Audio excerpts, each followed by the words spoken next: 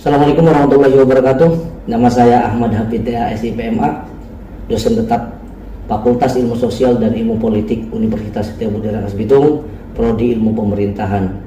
Pada kesempatan ini, insya Allah saya akan menyampaikan materi administrasi pemerintahan desa pada Fakultas Ilmu Sosial dan Ilmu Politik Setiabudi Rangkas Bitung semester 5 atau semester ganjil pada tahun akademik 2003-2024. Adapun kontrak belajar yang insya akan saya sampaikan, yang pertama nama mata kuliah administrasi pemerintah desa, kode mata kuliah ANEC 20, lalu kemudian disampaikan pada semester ganjil 2003-2024, jumlah SKS 3 SKS, jumlah pertemuan 16 kali pertemuan, 14 kali perkuliahan, dan 1 kali UTS dan UAS. Lalu kemudian deskripsi perkuliahan yang pertama, ya, mata kuliah ini diharapkan mahasiswa mampu dan mengaplikasikan konsep dan teori administrasi pemerintahan desa, terutama pasca diberlakukannya Undang-Undang Nomor 6 Tahun 2014 tentang desa. Lalu kemudian tujuan instruksionalnya meletakkan dasar-dasar pemahaman mahasiswa terhadap ilmu pemerintahan dewasa ini melalui pengetahuannya terhadap kajian yang ada dalam ilmu sistem pemerintahan desa. Dan mahasiswa juga diharapkan mampu mengetahui dan menjadikan dasar pemahaman terhadap penyelenggaraan pemerintahan dewasa ini. Lalu kemudian adapun materi perkuliahan ini, yang pertama tinjauan ulang administrasi dan pemerintahan desa, yang kedua dasar-dasar pembentukan pemerintahan desa, yang ketiga pemerintahan desa di Indonesia, yang keempat desa menurut Undang-Undang Otonomi Daerah, yang kelima kewenangan desa, selanjutnya keuangan desa dan kebijakan desa, kemudian pelayanan sistem pemerintahan desa, yang selanjutnya juga sistem sosial masyarakat desa, kemudian yang 10 manajemen pemerintahan dan pembangunan desa, dan yang terakhir diskusi kelompok atau UTS dan UAS. Adapun referensi materi administrasi pemerintahan desa atau mata kuliah administrasi pemerintahan desa, yang pertama Nurholis Hanif 2011, pertumbuhan dan penyelenggaraan pemerintahan desa, yang kedua Mashab 2013, Mashuri, ya, politik pemerintahan di Indonesia, kemudian Bayu Suryaningrat, desa dan kelurahan, kemudian yang selanjutnya Bayu Suryaningrat, pemerintahan administrasi desa dan kelurahan, lalu kemudian Dibyo Prabowo, diversifikasi perdesaan, lanjut kemudian Talizo Indraha, Kaibernologi 1 dan 2, ilmu pemerintahan, dan beberapa referensi lain yang memang dianggap ada relevansinya dengan mata kuliah administrasi pemerintahan desa. Adapun metode perkuliahan pada kesempatan ini, yang pertama proses belajar atau dilakukan melalui kegiatan tatap muka yang meliputi perkuliahan di kelas berupa ceramah, diskusi, dan presentasi mengenai konsep dan administrasi pemerintahan desa. Kemudian mahasiswa juga diberikan tugas, ya. Setiap mahasiswa wajib membuat tugas baik berupa penjelasan teoritik, proposisi teoritik maupun praktis mengenai konsep dan teori administrasi pemerintahan desa. Adapun aspek penilaian yang saya lakukan kepada mahasiswa, yang pertama meliputi absensi kuliah sebesar 40%, kemudian tugas 10%, UTS 20%, UAS 30%, dan saya tambahkan 10% sejauh mana mahasiswa aktif di kelas menyampaikan pandangan, pendapat, atau memang pertanyaan juga. Itu menjadi penilaian khusus bagi saya dalam memberikan penilaian kepada mahasiswa, ya.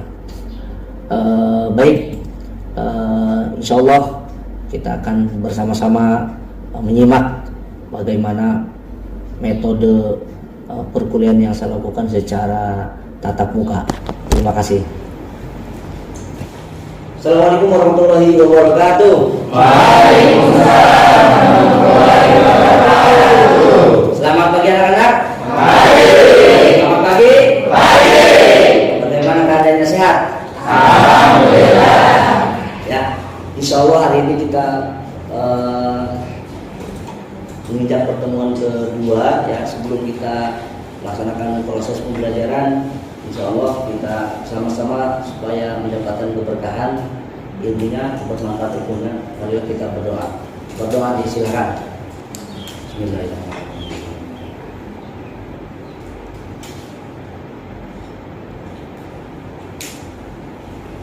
Baik. Ya, terima kasih teman-teman.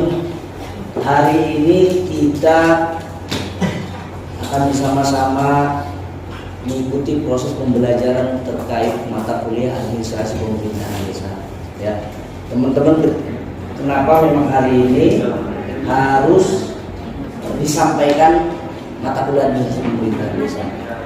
Dewasa ini pemerintah desa menjadi daya tarik tersendiri, pusat tersendiri ya, semenjak adanya Undang-Undang Nomor 6 Tahun 2015 tentang desa, di mana desa sekarang menjadi sentra dari semua objek pemerintah. Bagaimana desa sekarang menjadi hidup, baik dari perangkat desanya, kemudian kepala desanya, lembaga desanya ya. Maka penting sekali bagi mahasiswa memahami terkait teori administrasi pemerintahan desa. Ini luar biasa sekarang desa ya, perubahan desa itu luar biasa. Kenapa perubahan desa itu sangat diperhatikan? Ya karena sekarang ini menjadi salah satu sentra bagi masyarakat yang ingin melakukan kegiatan-kegiatan tidak hanya di luar kota atau di daerah, tapi beberapa kegiatan sekarang sudah tersentra di desa. Salah satunya apa? Kegiatan BUMDes. Jika dikelola dengan baik, BUMDes itu luar biasa. Maka ya, mahasiswa sudah sepatutnya memahami, mengerti terkait administrasi pemerintahan desa. Apalagi nanti teman-teman di semester 7 akan melakukan PKN atau magang, atau di semester 5 akan melakukan KKN yang kuliah kerja. Kuliah kerja nyata itu salah satu objeknya adalah desa. Apalagi teman-teman kan mahasiswa ya. Mahasiswa itu dipandangnya sebagai makhluk intelektual. Betul nggak? Makhluk yang serba tahu. Maka salah satu mata kuliah yang teman-teman harus ampuh ya dalam prodi ilmu administrasi negara adalah administrasi pemerintahan. Kenapa itu harus ada administrasi pemerintahan desa? Karena pada prinsipnya di desa sekarang ya semua kebijakan, semua administrasi harus terinventarisir dengan baik. Maka insya Allah hari ini kita akan belajar bareng-bareng. Kebetulan hari ini kita akan bersama-sama ya mengulang mengenai bagaimana tinjauan ulang administrasi dan pemerintahan desa.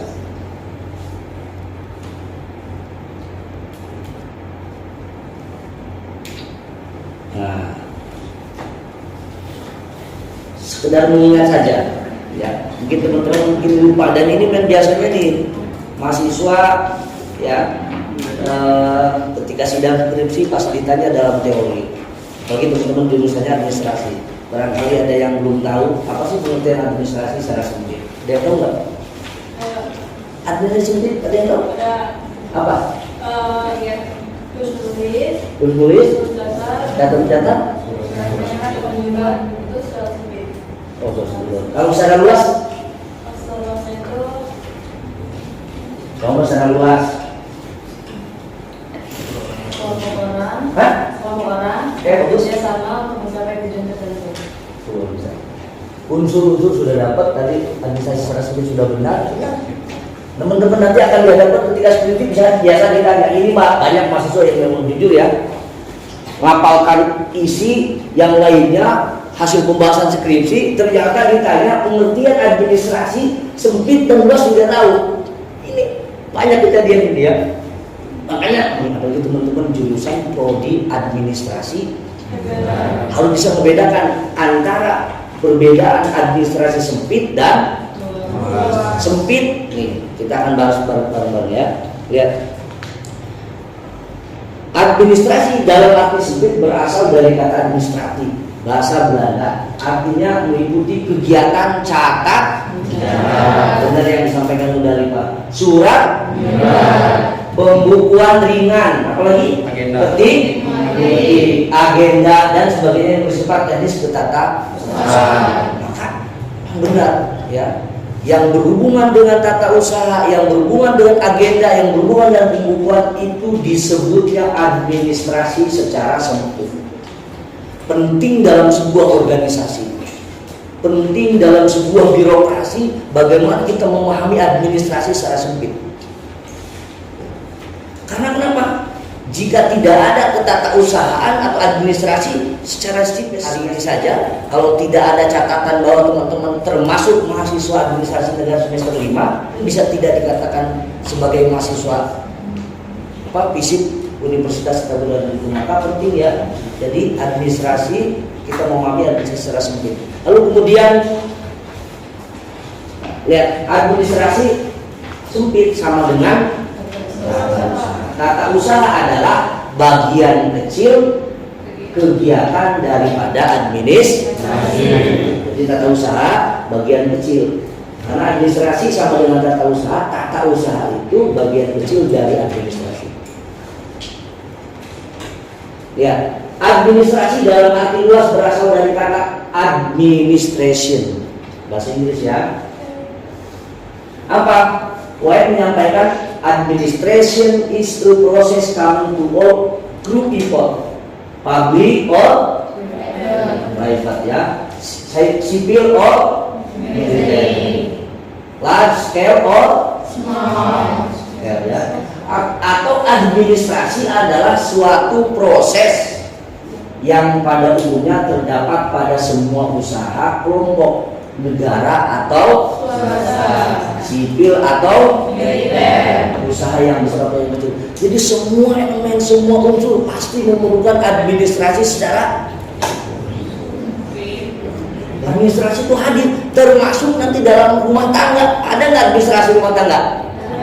Contohnya apa? Contohnya administrasi di keluarga, mengatur keuangan, apa lagi? Apalagi kependudukan, administrasi KTP, benar nggak? KTP kakak penting, termasuk saya nih. Dulu SMP termasuk saya. Nih ya. Nama saya waktu SD dengan SMP Ahmad Habib TA. T.A. Nah, semenjak SMA nama saya Ahmad Habib TA. Beda titik doang. Sekarang dengan keperluan ini saya harus berubah sekarang. Beda titik doang. Ahmad Habib. Ya, awalnya begini.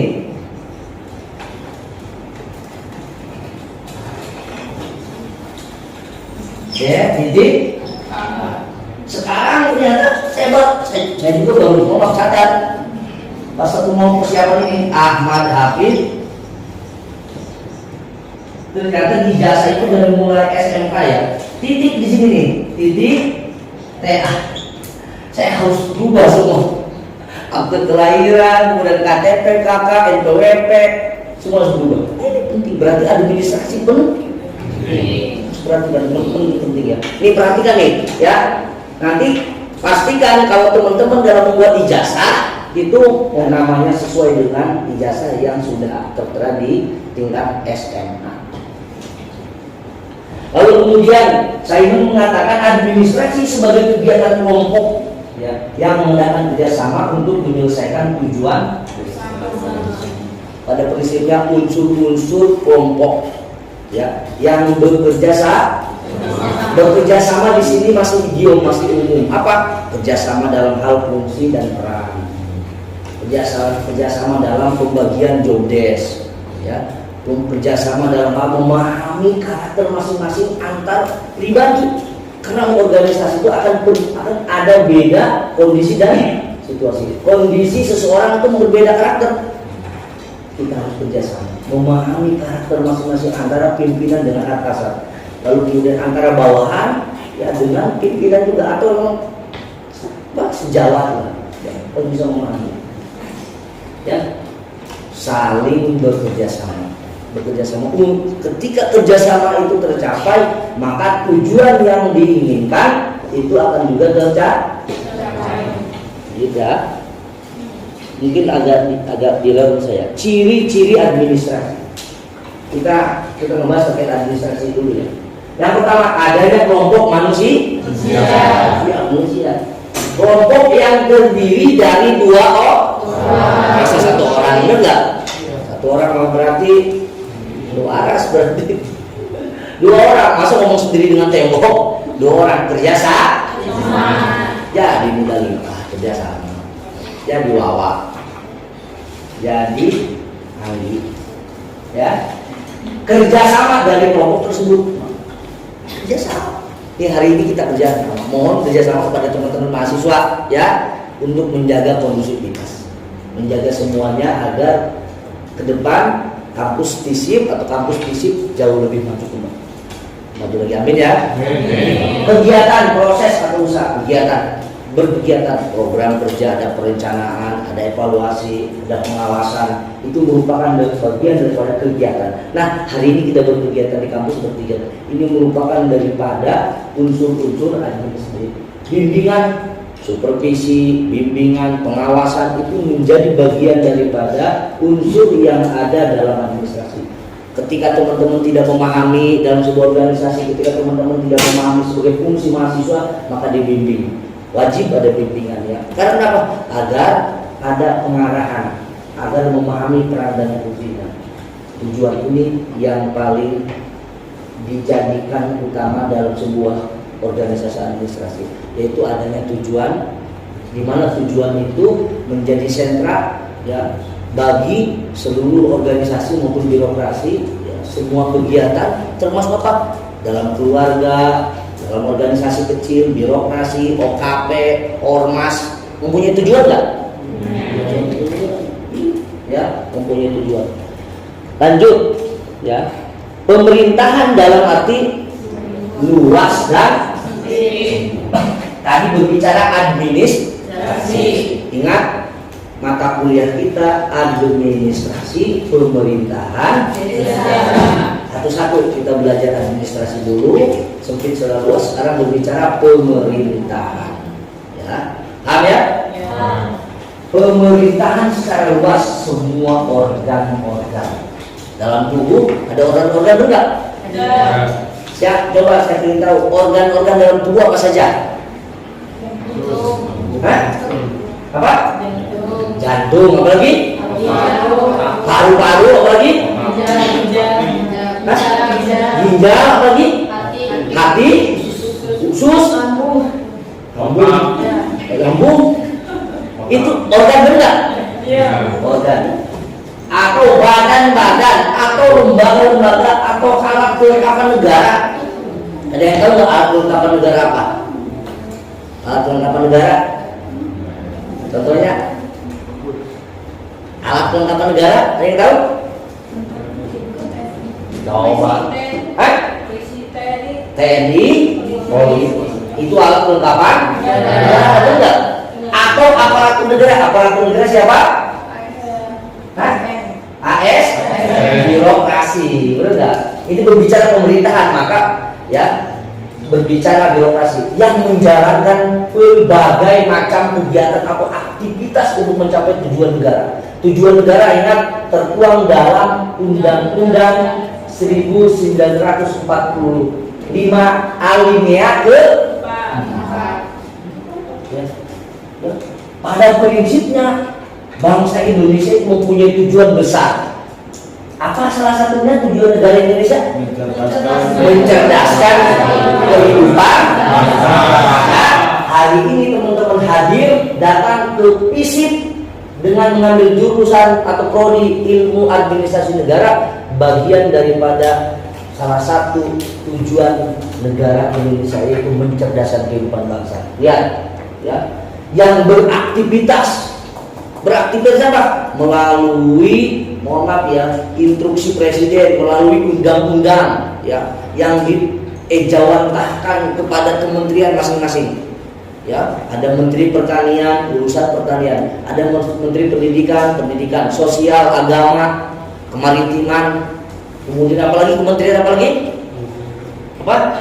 Investasi, penanaman modal, menteri BUMN, benar. Itu bagian daripada aktivitas negara ya untuk mengejawantahkan tujuan negara secara umum. Maka itulah pengertian pemerintahan secara luas salah satunya. Lalu kemudian lanjutnya, pemerintah tadi ada pemerintahan, sekarang pemerintah. Ya, apa pemerintah? Sebuah lembaga negara yang terdiri dari lembaga legislatif. Apa sih legislatif? Hah?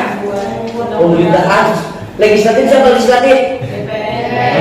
DPR. Legislatif fungsinya apa?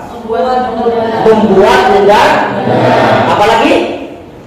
Fungsi legislatif DPR?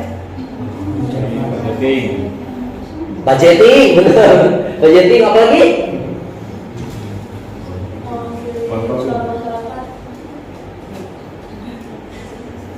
Menyerap aspirasi.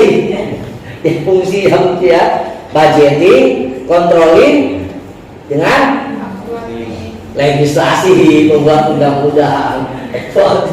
Itu mau poak. Ya. Eksekutif, siapa eksekutif?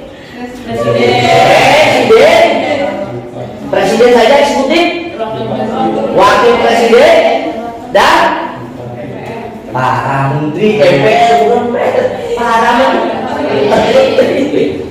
Yudikatif siapa yudikatif? Mahkamah Agung, Mahkamah Konstitusi, Komisi ya, dan mungkin TNI, Polri dan sebagainya, Injen dan sebagainya, itu merupakan bagian daripada pemerintah secara luas. Jadi pemerintah secara luas kalau berbicara teori Montesquieu ya, John Locke dan Montesquieu itu terbagi dari 3 kekuasaan: legislatif, eksekutif, dan legislatif. Artinya peranan negara itu dalam 3 komponen, 3 pembagian kekuasaan. Yang pertama eksekutor, penyelenggara pemerintahan. Yang kedua legislatif itu apa? Pembuat. Dan yudikatif itu pengawas. Maka 3 komponen ini harus saling beriringan dan sinergi. Itu yang disebut dengan pemerintah luas. Lalu pemerintah secara sempit hanyalah ditujukan pada lembaga eksekutif, maka tidak heran ketika ada BBM naik, ketika ada sembako naik. Siapa yang paling sering disorot? Presiden. Maka di sini presiden memang menjadi bagian daripada ya mungkin aspirasi yang serta-merta menjadi simbol bagi masyarakat. Ya benar nggak? Pasti sorotannya kepada presiden. Sekarang kasus ya di Pulau Rempang, ya pasti presiden yang menjadi sorotan. Apalagi ada lagi kasus yang memang kok presiden gitu ya. Banyak benar nggak? Karena kenapa? Memang wajar ketika presiden itu ditambah menjadi alat tujuan pertama ya, bagi masyarakat untuk menyampaikan aspirasi, karena pemerintah secara sempit itu ditujukan kepada lembaga eksekutif saja, yaitu lembaga eksekutif baik di pusat, ya, contoh presiden, wakil presiden, dan kabinetnya atau menteri, dan beberapa lembaga lainnya, gubernur, bupati, wali kota, dan jajaran pemerintahan ke bawahnya, itu merupakan bagian daripada lembaga eksekutif. Ya, pemerintahan secara umum, keseluruhan struktur dan proses di dalamnya, proses dan tata cara perumusan kebijakan dan keputusan yang bersifat mengikat untuk dan atas nama kehidupan bersama. Atau pemerintahan, kegiatan di dalam negara yang bersumber pada kedaulatan dan kemerdekaan negara. Indonesia sudah merdeka semenjak tahun 1945. Objek sasaran dari pemerintah rakyat dan wilayah negara. Maka teritorial itu menjadi penting simbol dari sebuah negara. Perlu negara menjaga teritorial atau batas wilayah negara tersebut. Rakyat jelas salah satu unsur atau syarat menjadi sebuah negara ada 4. Ada yang tahu? Masyarakat, pemerintah, belum pas, wilayah, ada lagi pengakuan berdaulat. Ya, saya dasar negara ada objek sasaran dan rangka. Dasar negara landasan dan tujuan negara arah perjalanan. Dasar negara ada yang tahu apa? Pancasila. Kenapa mau dikeluarin aja?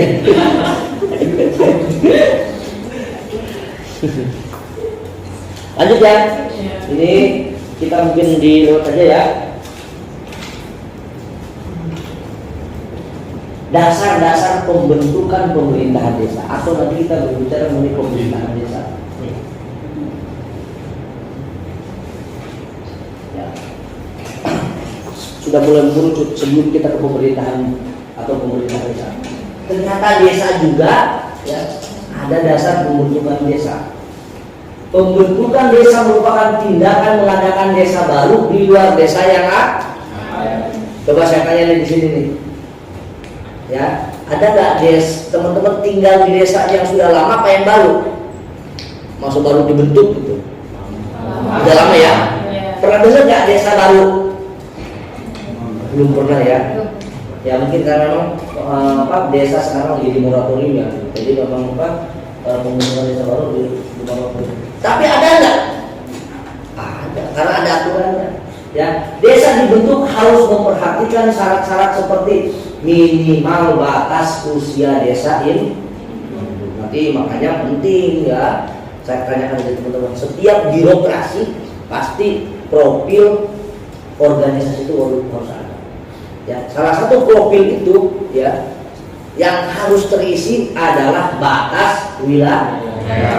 Normal ya, misalkan kayak lihat aja kalau di profil kabupaten pasti sebelah selatan berbatasan dengan mana. Sama desa juga sebelah selatan berbatasan dengan mana. Karena kenapa? Itu penting teritorial, kekuasaan kewenangan kepala desa nanti itu akan menjadi satu kegiatan utuh ketika memang batas wilayah desa itu memang sudah tertera dalam profil batas usia.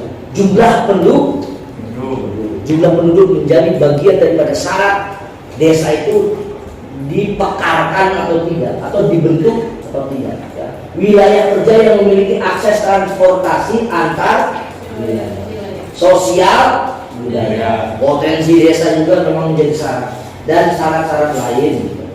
Pembentukan desa dilakukan melalui desa persiapan, nanti ada dalam Undang-Undang Nomor 14 ya. Pembentukan desa ditetapkan dengan peraturan daerah kabupaten Lebak kalau di Lebak ya. Jadi harus ada perdanya. Berarti perda, mohon maaf, salah satu penggodogannya itu di tingkat DPRD. Ini tidak sembarang membentuk desa. Dengan apa? Mempertimbangkan prakarsa masyarakat desa, asal usul atau adat istiadat, kondisi sosial budaya masyarakat desa, serta kemampuan dan potensi desa. Maka ini penting ya. Jadi tidak asal dalam membentuk desa baru. Jadi harus ada persyaratan yang harus ditempuh. Kenapa? Karena akan lahir kegiatan baru manakala memang soal potensi baru atau kebijakan-kebijakan baru atau pusat bisnis baru ketika desa itu dibentuk. Sekarang desa sudah luar biasa ya.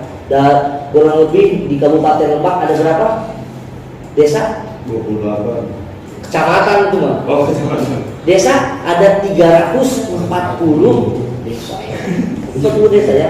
5 kelurahan, 28 baru kecamatan. Ya, lihat tuh. Cara pembentukan desa. Pembentukan desa baru untuk wilayah Jawa dan Bali memiliki penduduk paling sedikit 1.500 jiwa.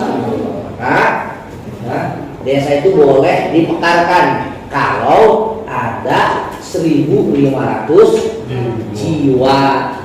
yang ada di Pulau Jawa dan jika kurang maka tidak masuk menjadi syarat pembentukan. Atau 300 kakak kepala Keluarga. sementara itu untuk wilayah Sumatera, Sulawesi paling sedikit 1000 Jiwa. atau 200 Kepala. serta wilayah Kalimantan, Nusa Tenggara Barat, ya, Nusa Tenggara Timur, Maluku dan Papua paling sedikit 750 jiwa atau 75. Kepala keluarga. Coba di Papua mah yang saya RT juga bisa jadi desa, bener nggak? Ya. Iya, 75 kakak lihat tuh. Teman-teman tinggal di RT seberapa kakak?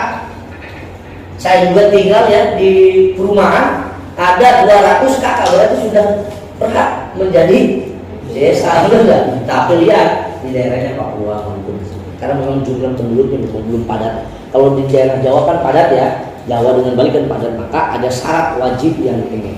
Yang pertama jumlah penduduk. Luas wilayah Indonesia yang dibentuk mencakup wilayah yang menjadi bagian desa tersebut. Dengan demikian desa yang dibentuk harus ditentukan juga batas-batasnya. Ditentukan batasnya. Batas wilayah desa biasanya berupa jalan atau perkebunan, tambak dan sebagainya. Biasanya batas-batas itu biasanya sungai ya, atau memang apa itu ya jalan juga, misalkan sebelah kiri, sebelah kanan apa, benar nggak? Atau tadi tambak, atau memang perkebunan. Oh memang ini batas-batas saja. Biasanya begitu kan, batas-batas. Untuk apa? Karena mungkin saking luasnya ya, mempermudah saja. Benar nggak? Oh ternyata antara kecamatan Karanganyar dengan kecamatan Nakasubito yang membedakan apa? Sungai, benar nggak?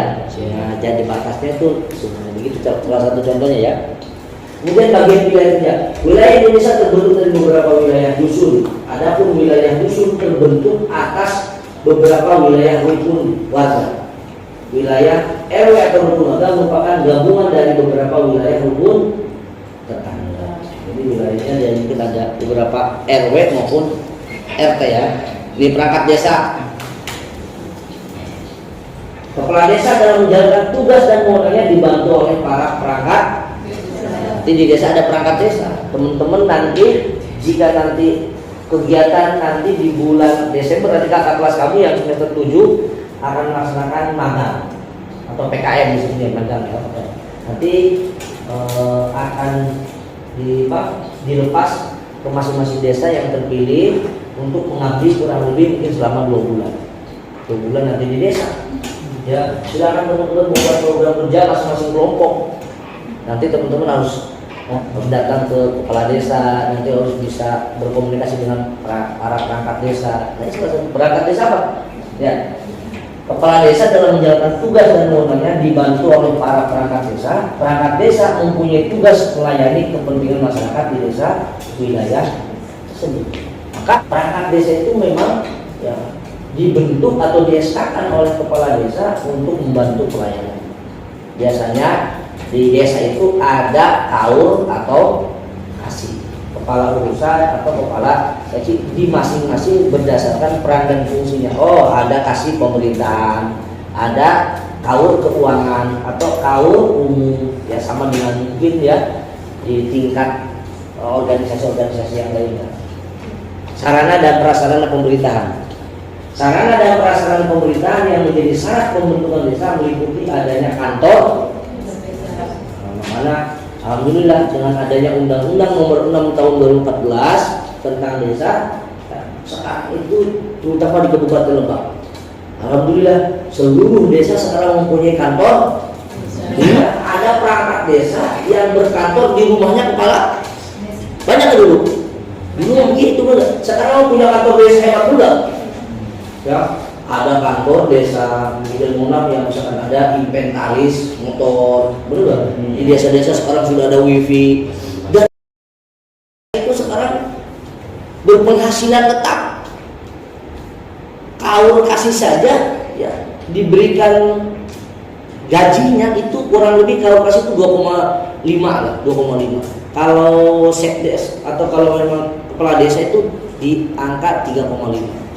Itu digaji tetap karena mempunyai gaji tetap. kemudian tunjangan masa tua, tunjangan juga tunjangan yang lainnya termasuk kesehatan. Sekarang sudah luar biasa. Difasilitasi oleh negara untuk apa? Untuk melayani masyarakat di tingkat bawah. Maka ya perangkat desa sekarang harus benar-benar bekerja dengan baik. Perlu disampaikan, hari Jumat besok saya kebetulan dipanggil oleh Kecamatan Cibadak. Ya, Kecamatan Cibadak, insya Allah saya akan menjadi tim seleksi perangkat desa. Ada beberapa desa yang merekrut perangkat desa, itu harus ada tim selnya. Saya sebagai akademisi membuat soal 100 untuk diisi kurang lebih sekitar 1,5 jam atau 90 menit dia mengisi, lalu kemudian ada tes komputer juga, ada tes wawancara juga, ada tes pengetahuan pemerintahan desa, ada tes pengetahuan umum. Nah, nilai yang terbaik itu akan menjadi perangkat desa. Karena kenapa? Nanti kalau di SKK resmi dia menerima gaji tetap. Dan ini luar biasa perangkat desa. Dan perangkat desa menjadi sentra. Ya. Yang ingin menjadi kepala desa sekarang tidak hanya atau tokoh, benar nggak? Aktivis ada sekarang jadi kepala desa. Banyak, benar nggak? Banyak lah. Ya. Aktivis itu sekarang sudah perlu menjadi kepala desa. Maka abang ini menjadi perhatian. Nanti mau jadi salah satu tujuan objek yang luar biasa bagi siapa? Bagi masyarakat untuk mengembangkan potensi. Apalagi kantor desa, jalan desa, jembatan desa, irigasi desa, dan pasar desa.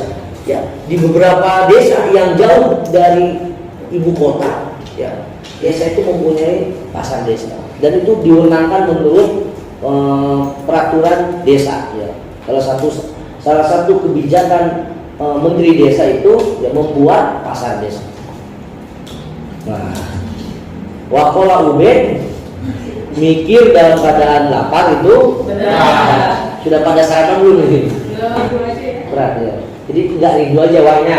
Administrasi pemerintahan desa ya kalau saya sendiri ya.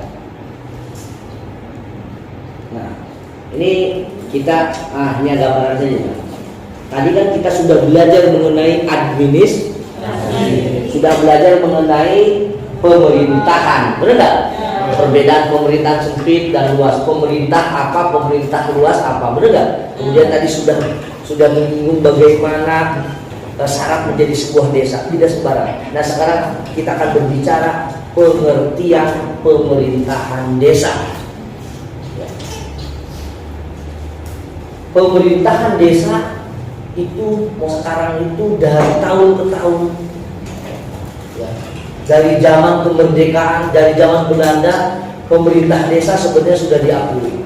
Cuman secara regulasi baru tahun 2014 melalui Undang-Undang Nomor 6 tahun 2014 ya dipatenkan menjadi sebuah regulasi yang memang jadi cantolan bagi pemerintah desa. Apa? Menurut Undang-Undang Nomor 14, desa dan desa adat adalah kesatuan masyarakat. Jadi ngomongnya luar biasa, karena sudah jadi masyarakat hukum.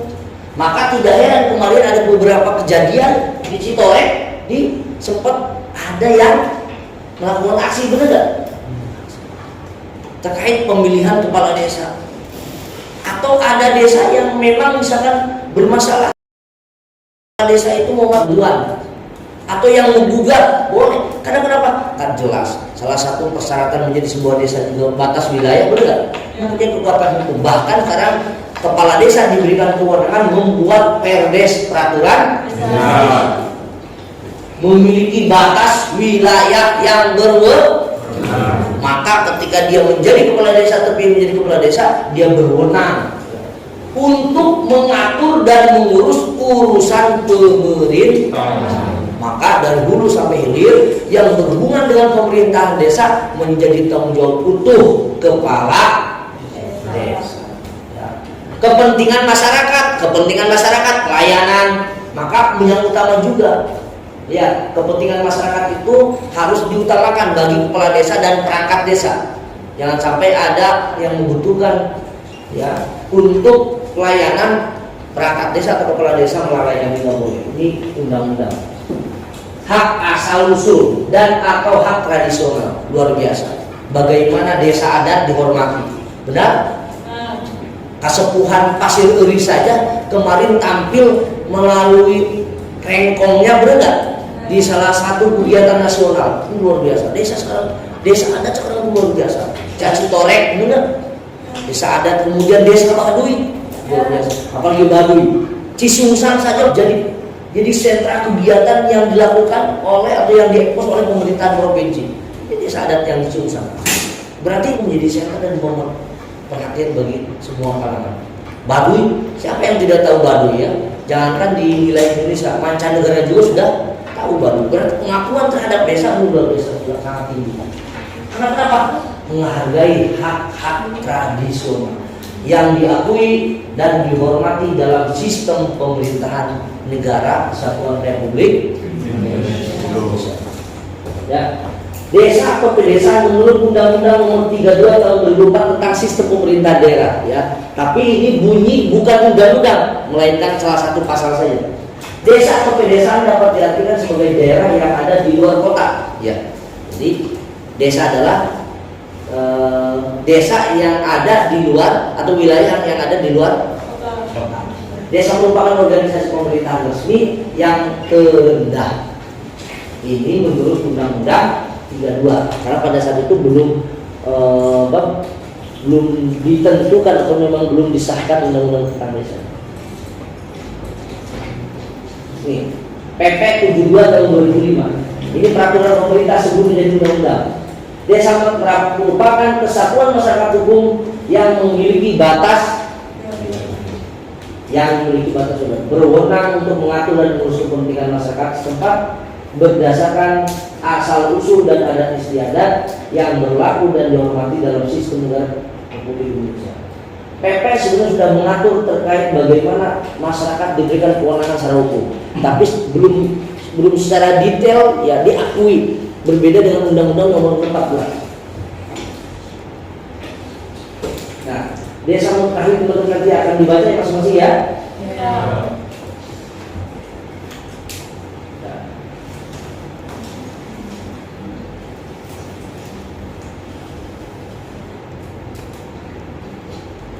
Ruang lingkup administrasi pemerintahan desa nanti akan disampaikan di minggu depan. Terima kasih pada kesempatan ini sudah menyimak ya, pada pertemuan kedua ini dalam mata kuliah administrasi pemerintahan desa. Mudah-mudahan ini bermanfaat bagi kita semua. Dan tentunya ini dijadikan sebuah pelajaran berharga buat teman-teman dan bisa mengaplikasikan ketika teman-teman ada kegiatan di desa. Banyak kegiatan yang insya Allah perlu teman-teman tahu ya. Kami Universitas Kebudayaan Bitung sudah bekerja sama dengan Akdesi Kabupaten Lebak bagaimana mengembangkan kegiatan BUMDes, bagaimana mengembangkan kegiatan-kegiatan peningkatan kapasitas aparatur pemerintahan desa. Insya Allah dalam waktu dekat akan segera diselesaikan. Mudah-mudahan ini menjadi informasi yang baru bagaimana teman-teman itu nanti bisa mengembangkan ya kegiatan yang ada di desa, apalagi yang menurut peraturan menteri pendidikan ya, mungkin mahasiswa tidak diwajibkan lagi atau memang diopsikan boleh tidak membuat skripsi. Bisa jadi ada kegiatan yang produktif yang ada di desa dan itu menjadi pilihan teman-teman untuk tidak membuat skripsi, kan begitu ya. Itu saja yang bisa saya sampaikan. Billahi taufiq wal hidayah. Wassalamualaikum warahmatullahi wabarakatuh. Waalaikumsalam.